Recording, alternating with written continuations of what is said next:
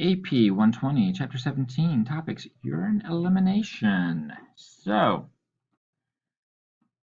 we're done with the kidneys, and we're moving on to the rest of the urinary system, which is all about collecting the urine in the collecting ducts, moving it through the minor calyx, major calyx, renal pelvis, into the ureter, and then from the ureter to the urinary bladder, where it is stored until it is time to excrete it via the urethra. So the ureters, right and your left ureters, connect the kidneys to the urinary bladder.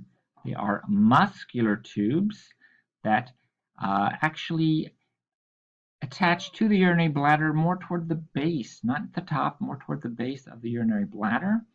And the ureters move urine via muscular peristaltic waves. So it's not gravity, it is muscular contractions moving the urine to the urinary bladder.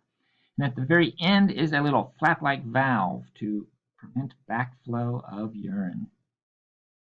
The urinary bladder is a hollow, distendable, aka stretchable, muscular organ. It is found in the pelvic cavity. The urinary bladder has a smooth triangular area near its base that leads to the opening for the urethra. So the 3 points of the trigon, that smooth area is called the trigon, are the two ureter openings, so the two openings for the ureters, and then the opening for the urethra. The wall of the urinary bladder has a inner mucosal coating or inner mucosal layer, followed by a submucosa coat, which is mostly connective tissue with some glands embedded in it. And then, of course, the very thick, very important muscular coat, which includes a muscle called the detrusor muscle.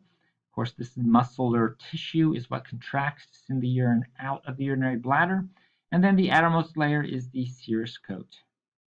And then, of course, at the opening to the urethra is the internal urethral sphincter. This is a smooth muscle tissue sphincter that we do not consciously control. So when the urinary bladder is filled and it's time to urinate, there is what's called a micturition reflex. So the stretching of the urinary bladder will cause this reflex to activate, causing the internal urethral sphincter to relax. So this leads to parasympathetic impulses that cause the detrusor muscles and tissue within the urinary bladder to contract in waves, urging you to urinate as you feel those contractions. And then eventually the contractions will become so strong that the internal urethral sphincter will be forced open and urine will start to leave. However, there is a external urethral sphincter a little further down. So basically, if you've ever had that experience where you really, really needed to go and then it felt like you started to urinate, even though you didn't want to, but then didn't quite urinate, that's because a little bit of urine escaped into the urethra, but didn't make it all the way out. And of course, the external urethral sphincter is composed of skeletal muscle tissue, and that is what we consciously control. But eventually, no matter how hard you try, eventually the urine will leave the urinary bladder. So, if you're feeling a very strong need to urinate, find a restroom. All right, so then urine will exit through the urethra. The urethra is a muscular tube. However, it is the force of the contractions of the urinary bladder that forces most of the urine out of the external urethral orifice. And of course, within the urethra is urethral glands that secrete mucus. Mucus is being secreted inside the urinary bladder, inside the ureters.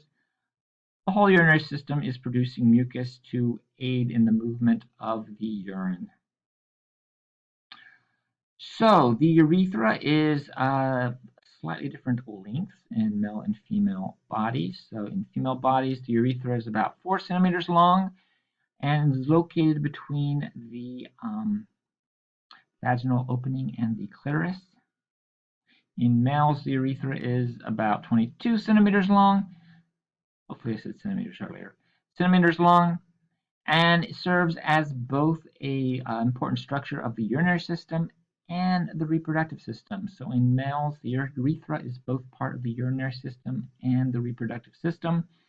Females, urethra will pass through the prostate gland and then, of course, through the penis before the urine is able to get out of the body. And that is it for this final part of chapter 17.